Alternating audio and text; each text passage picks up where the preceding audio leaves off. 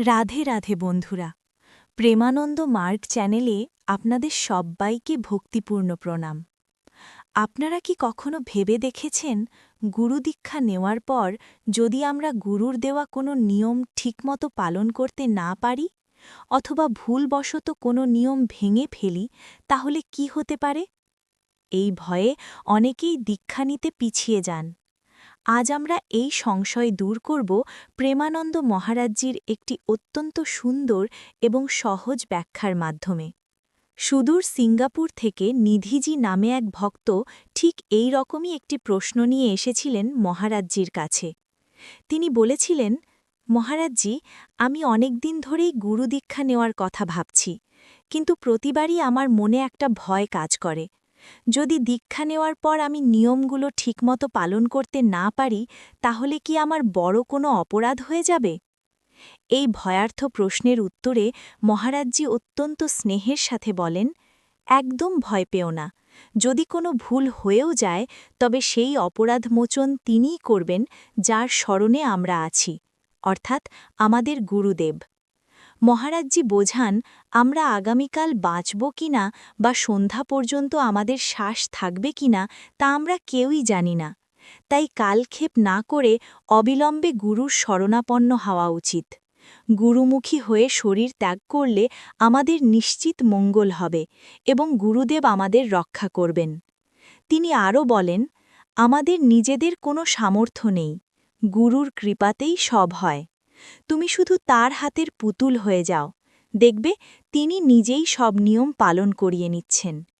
সন্তান যদি মায়ের কোলে শৌচ করে ফেলে, মা কি সেটাকে অপরাধ হিসেবে ধরে? কক্ষণই না। ঠিক তেমনি গুরুর কাছে আমরা অবুঝ সন্তানের মতো। আমাদের দ্বারা যদি কোনো ত্রুটি হয়েও যায়, কৃপাসিন্ধু গুরুদেব তা অপরাধ হিসেবে ধরেনি না, তিনি সব ক্ষমা করে দেন। এরপর নিধিজি আরেকটি বাস্তব সমস্যার কথা তুলে ধরেন। যারা বিভিন্ন পেশায় যুক্ত বা চাকরি করেন, তাদের অনেক সময় বাইরে খেতে হয়।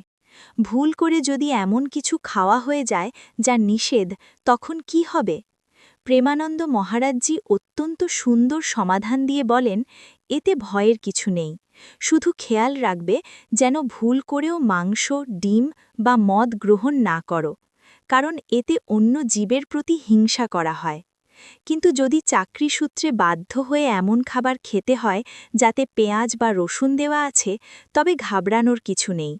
পেঁয়াজ বা রসুন খাওয়া কোনো পাপ নয়, এটি ঘোর তমগুণী খাবার, যা মানুষের মধ্যে আলস্য এবং প্রমাদ সৃষ্টি করে। তাই সন্তরা এটি ত্যাগ করতে বলেন। তবে পরিস্থিতির শিকার হয়ে যদি খেতেই হয়, তবে ভগবানের নাম নিয়ে গ্রহণ করবে, আর সাথে প্রচুর নাম জপ চালিয়ে যাবে। যেদিন পুরোপুরি পেঁয়াজ রসুন ছাড়তে পারব, শুধুমাত্র সেদিন থেকেই জপ শুরু করব, এমনটা ভাবলে আমাদের অমূল্য জীবন বৃথা চলে যাবে। দীক্ষার পর সাধারণত রোজ নির্দিষ্ট সংখ্যক মালা জপ করার নিয়ম থাকে। নিধিজি প্রশ্ন করেন, কাজের চাপে কোনোদিন যদি জপমালা বাদ পড়ে যায়, তবে কি হবে? মহারাজজি আশ্বস্ত করে বলেন, ধরুন আপনাকে রোজ 11 মালা জপ করতে বলা হয়েছে। আজ কোনো কারণে তা হল না। কাল একেবারে 22 মালা করার সময়ও আপনার নেই। তখন আপনি কাল থেকে রোজ 12 মালা করে জপ করুন, অর্থাৎ প্রতিদিন একটি করে মালা বাড়িয়ে দিন। তাহলে আগামী 11 দিনে আপনার ওই বাদ যাওয়া জপের হিসাব সহজেই পূর্ণ হয়ে যাবে। গুরুর আজ্ঞাও খুব সুন্দরভাবে পালিত হবে।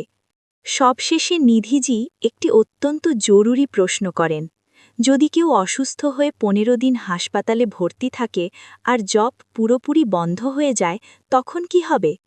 প্রেমানন্দ মহারাজজি পরিষ্কার জানিয়ে দেন, অসুস্থ অবস্থায় নিয়ম পালন না করতে পারাটা কোনো অপরাধ নয়। ভগবানের এই কড়া নিয়মগুলো শুধুমাত্র সুস্থ মানুষের জন্য। আপনি যদি 20-25 দিন অসুস্থ থাকেন আর ভজন না হয়, তাতে আপনার কোনো দোষ নেই। তখন আপনি বিছানায় শুয়ে শুয়েই মনে মনে ভগবানের স্মরণ করবেন। একইভাবে বাড়িতে বড় কোনো অনুষ্ঠান, যেমন মেয়ের বিয়ে থাকলে কয়েকদিন কাজের চাপে জপ কম হলেও পরে তা রোজ একটি করে মালা বাড়িয়ে 1 মাসের মধ্যে সহজেই পুষিয়ে নেওয়া যায়। বন্ধুরা, প্রেমানন্দ মহারাজজির এই অমূল্য কথাগুলো আমাদের মন থেকে দীক্ষা ও সাধন মার্গ সম্পর্কে অনেক বড় বড় ভয় দূর করে দেয়। আমরা বুঝতে পারি যে ভগবান ও গুরুদেবের কাছে নিয়মের কঠোরতার চেয়ে আমাদের ভক্তি আর ভালোবাসাই সবচেয়ে বেশি দামি। আজকের এই কাহিনী আপনাদের কেমন লাগলো তা অবশ্যই কমেন্ট করে জানাবেন। এমন আরও সুন্দর সুন্দর আধ্যাত্মিক কাহিনী এবং সৎসঙ্গের বাণী শুনতে প্রেমানন্দ মার্গ চ্যানেলটি সাবস্ক্রাইব করতে একদম ভুলবেন না। সবাই ভালো থাকবেন, সুস্থ থাকবেন। রাধে রাধে।